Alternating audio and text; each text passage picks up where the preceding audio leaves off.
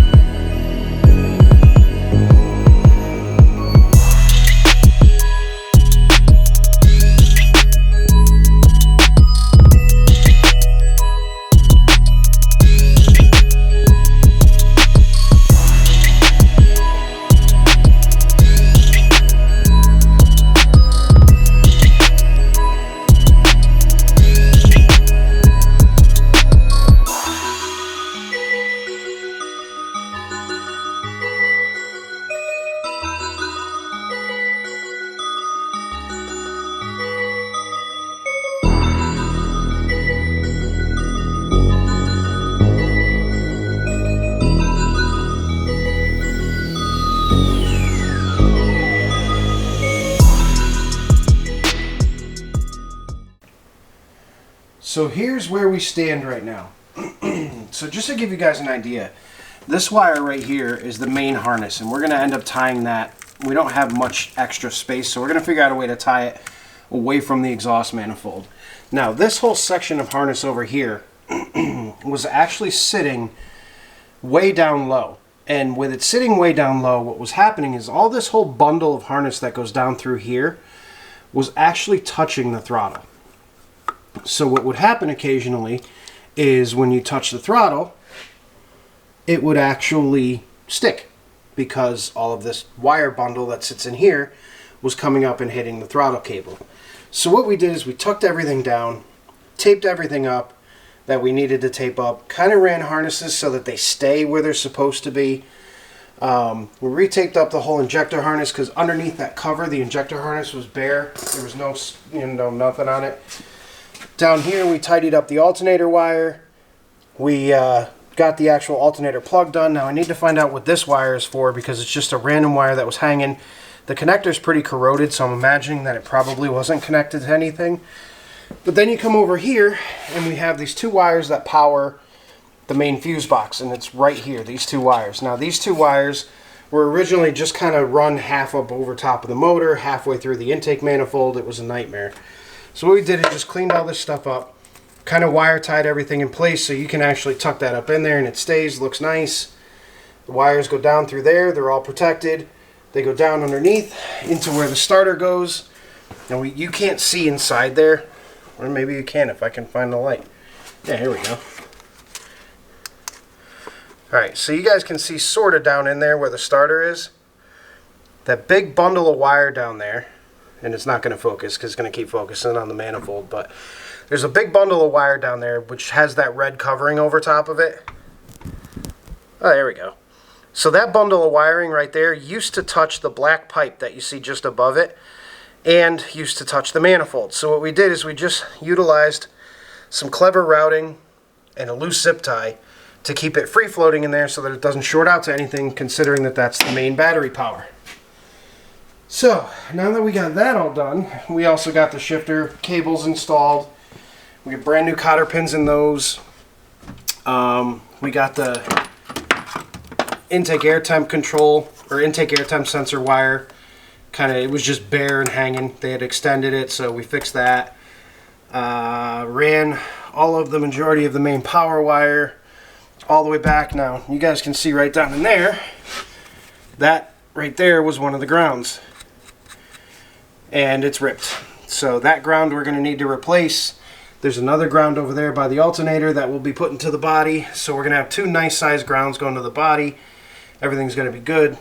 These two wires right here for these two cam sensors, they were super tight, and all of this stuff was just kind of mismatched in there, and it didn't really sit right, and the sensors had a lot of tension on them, the wires had a lot of tension on them, so we fixed that.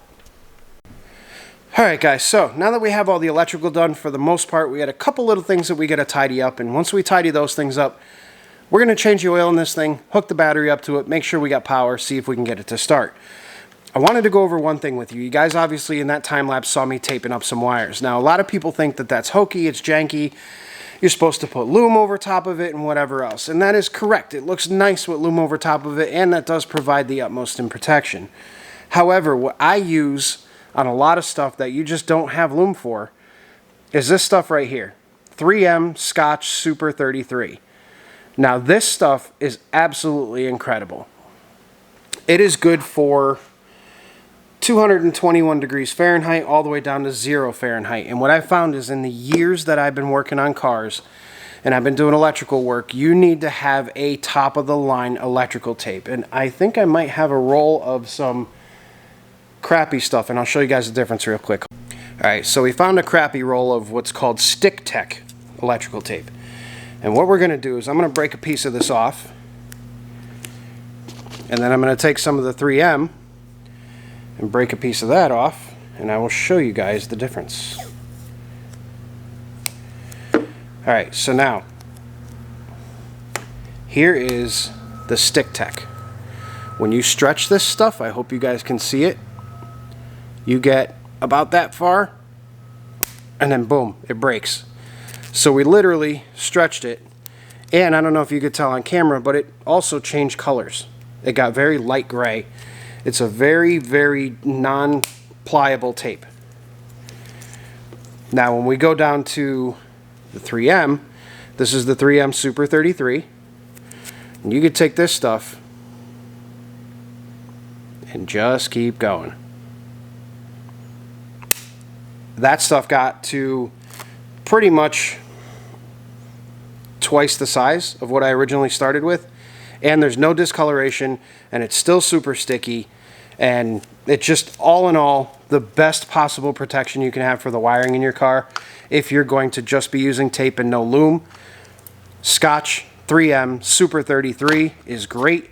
Super 66 is even better. It's a little bit thicker, a little stronger for doing heavier duty cables and stuff like that, but do not waste your time with Stick Tech because it breaks almost instantly.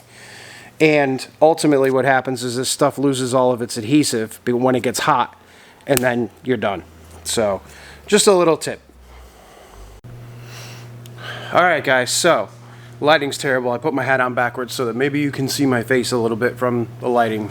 Here is horrible, but whatever.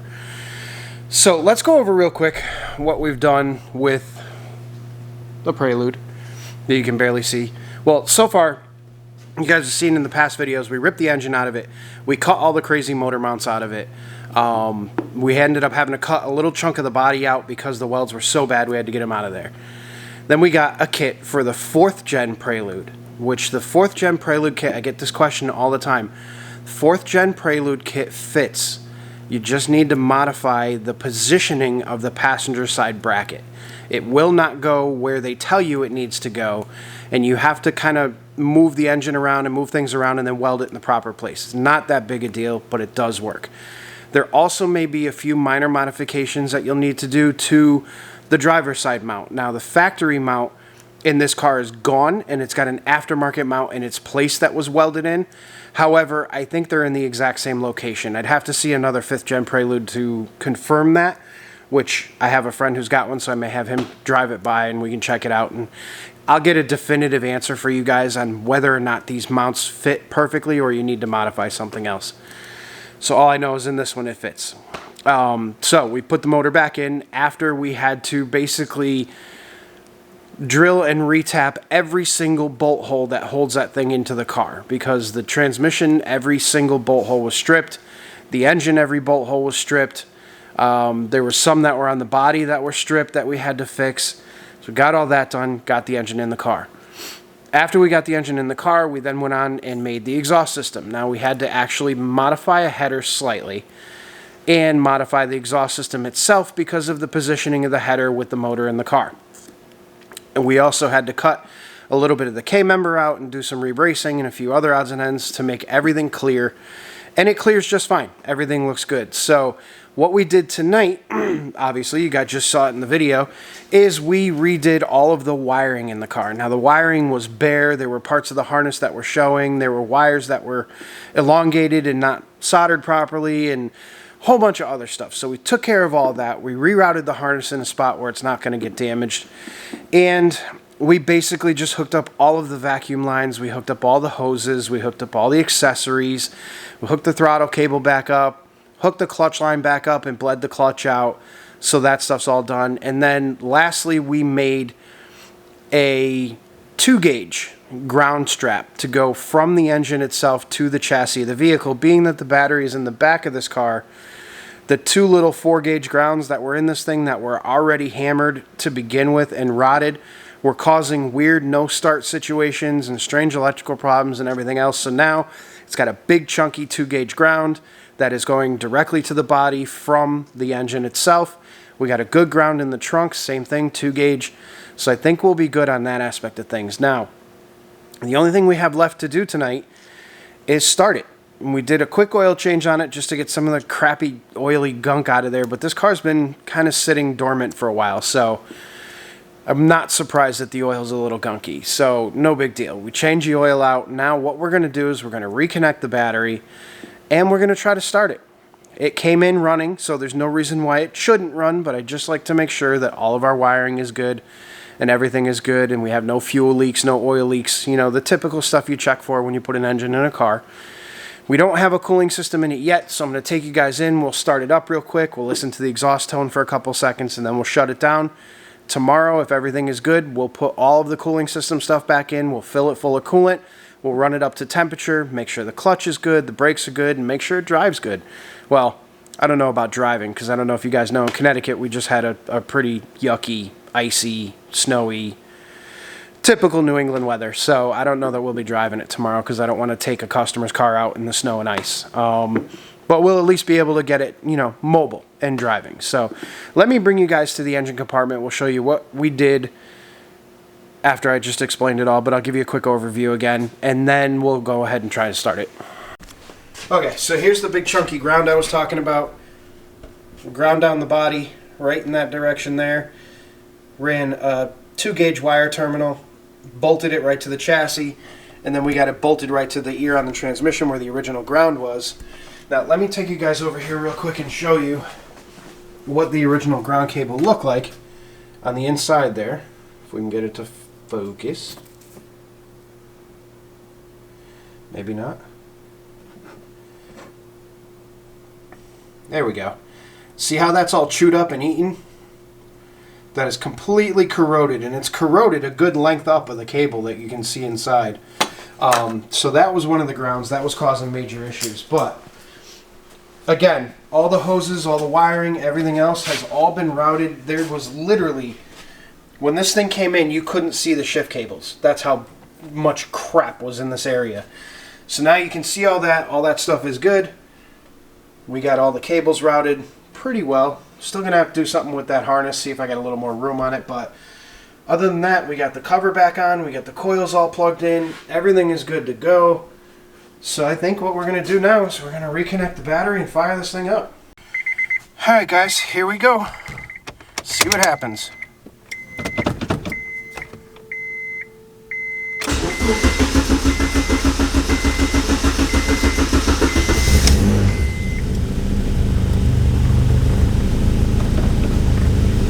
There we go.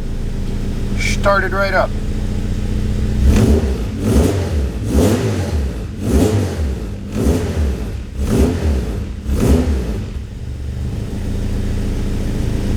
You can already tell just from the way that this thing is vibrating. Before, when you started this thing, you couldn't even feel the engine running. The mounts were so terrible. Actually sounds pretty good now. Yeah, the mounts were so terrible in this thing that you couldn't even feel it running because the engine was just moving all about. So that's good. That honestly was the first start, guys. I didn't plan that. I actually just started it right up. She's good to go.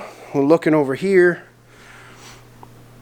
There's no fuel leaks from the line we took off. There's no fuel leaks in general. There's nothing on the floor. We got good oil pressure. We are looking good. Alright guys, so that's pretty much it. Wanted to get it started tonight. Wanted to make sure everything was good, nothing was leaking. We do have a check engine light, but it's because I have the air intake temp sensor unplugged. So we got a few more things we got to install. I may modify this intake a little bit because I don't like the way that it looks. So I may weld them up a new one. And then there's a few other things we're going to do. And then we'll be able to button it up and get it out of here. Everything should fit. Everything should be good. We're going to have to wait a couple days just so the roads clear up so I can test drive it, make sure everything is straight. But it's a good thing, guys. It starts and runs. Runs beautiful. Idles. Everything is good. Like I said, no reason why it shouldn't because it came in here running. So, but yeah, another one accomplished. I'll bring you guys back probably for the last little video.